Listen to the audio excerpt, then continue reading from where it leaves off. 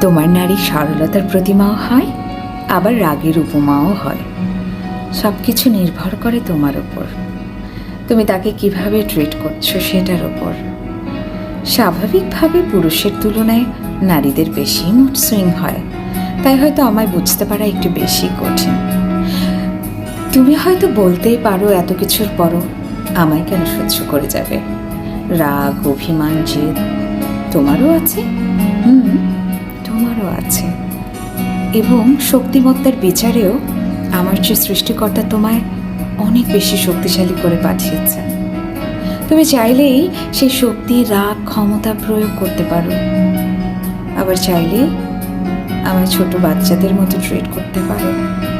ক্ষমতার প্রলয় না দেখিয়ে ভালোবাসার চাদরে আমায় আবৃত করতে পারো, হয়ে উঠতে পারো আমার চোখে শখের পুরুষ।